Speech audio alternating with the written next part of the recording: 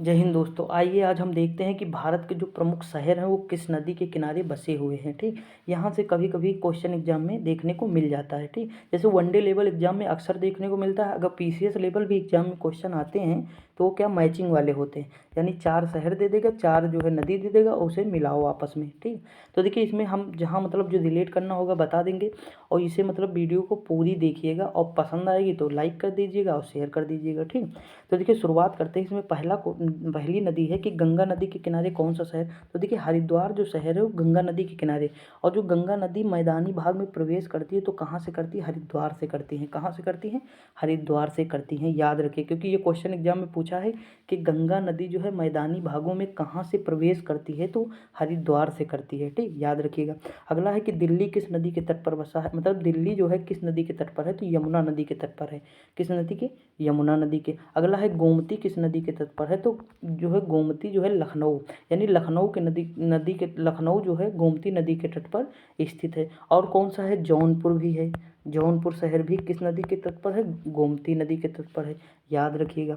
आगे बढ़ते, अगला क्वेश्चन है क्षिप्रा नदी।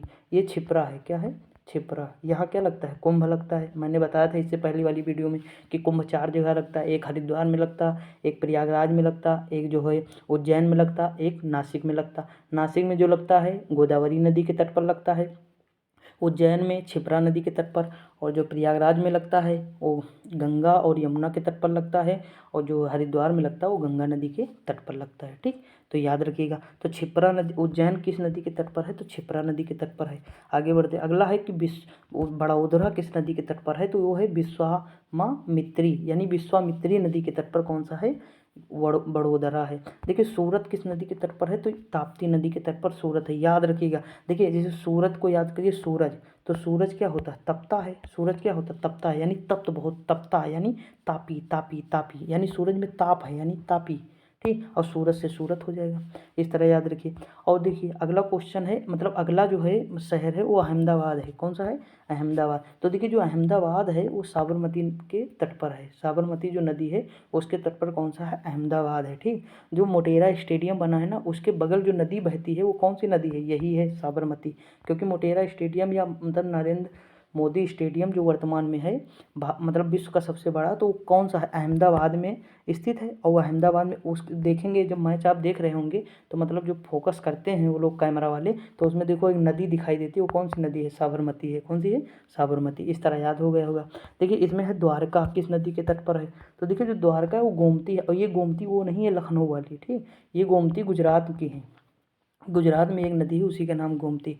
तो द्वारका किस में, गोमती में। कभी कभी क्या होगा ऑप्शन में अगर मतलब होगा तो मतलब लगाना पड़ेगा, क्योंकि कई ये मतलब पीसीएस में शायद पूछा है 1-2 बार। ठीक, देखिए अगला है कि अजमेर किस नदी के तट पर है, तो अजमेर जो है लूनी नदी के तट पर है।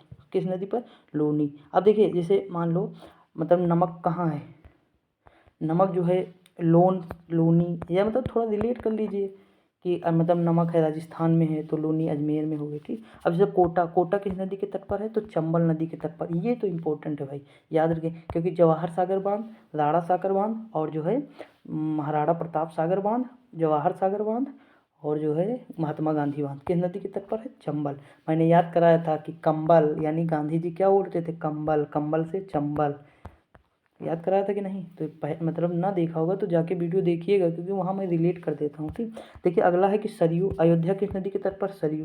देखिए ये इंपॉर्टेंट क्वेश्चन पूछा भी जा सकता है, क्योंकि इस समय श्री राम मंदिर का जो है प्राण प्रतिष्ठा हुई है, तो इससे पूछा भी जा सकता है किसी भी एग्जाम में कि अयोध्या किस नदी के तट पर है, तो वो है सरयू नदी के तट पर। ठीक, देखिए अगला है कि कानपुर किस नदी के तट पर है। तो देखिए इससे पहले जब मैं यूपी वो करा रहा था, यूपी में मेले करा रहा था, यूपी के प्रमुख मेले, तो उसमें मैंने कहा था कि जो बिठूर गंगा महोत्सव है कहाँ लगता है, कानपुर में लगता है। तो देखिए कानपुर जो है गंगा के किस तट पर है, तो दाहिनी तट पर है, और जो वाराणसी है वो बाएं तट पर है। किस तट पर, बाएं तट पर, याद रखिएगा। अगला है कि ग्वालियर किस नदी के तट पर है, तो वो चंबल नदी के तट पर है। ठीक, और जबलपुर तो नर्मदा नदी के तट पर है। कहाँ है, नर्मदा नदी के तट पर। देखिए ये क्वेश्चन पूछे गए हैं, कई बार देखे होंगे तो पूछे गए होंगे, मतलब प्रैक्टिस सेट अगर आप सॉल्व कर रहे हो तो वहाँ मिलेंगे भाई। मुझे तो मिलते हैं पीसीएस में, अब आपका पता नहीं। ठीक, मतलब अगर करेंगे तो मिलेंगे, अगर मतलब आप प्रैक्टिस कर रहे होंगे तो ज़रूर क्वेश्चन देखने को मिलते हैं, इसीलिए मैं वीडियो बना रहा हूँ। अब देखिए इसमें है झेलम नदी, तो मतलब झेलम नदी के तट पर जो है कौन सा शहर है, श्रीनगर। अब देखिए जम्मू कहाँ है, तवी नदी के तट पर है। अब देखिए एक ट्रेन भी चलती है जम्मू तवी, कौन सी ट्रेन है, जम्मू तवी। उस ट्रेन के नाम में देखो जम्मू भी दिया है, तवी भी दिया है, यानी जम्मू तवी जो ट्रेन है तो जम्मू किस नदी के तट पर है, तो तवी नदी के तट पर है। ठीक, देखिए ट्रेन से भी मतलब ये रिलेट कर दिया हूँ ताकि याद रहे। देखिए अगला है कि फिरोजपुर, ये पूछा गया है, ये भी पूछा गया है किस नदी पर, सतलज। मथुरा यमुना, ये तो सबको पता हो, मथुरा और आगरा यमुना नदी के तट पर है। इटावा, इटावा भी यमुना नदी के तट पर है। ठीक, अब देखिए कन्नौज गंगा नदी के तट पर है। अगला है वाराणसी, पूछा गया ना, गंगा मैंने बताया भी था कि बाएं तट पर है, किस तट पर है, बाएं तट पर है। और जबकि गंगा के दाएं तट पर कौन सा है, कानपुर है। अब फरक्का, देखिए फरक्का शहर जो है कहाँ है, गंगा नदी के तट पर है। कहाँ है, पश्चिम बंगाल में है। कहाँ है, पश्चिम बंगाल में।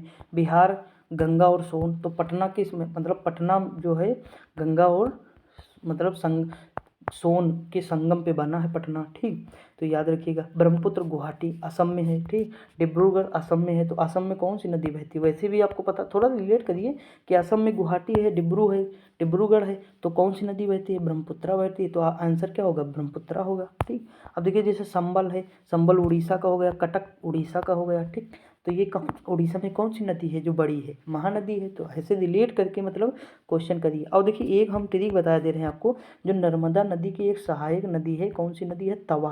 कौन सी नदी है, तवा नदी। ये देखिए आप जब घटना चक्र मतलब सॉल्व कर रहे होंगे उसमें पूछे तवा नदी, कौन सी, तवा नदी।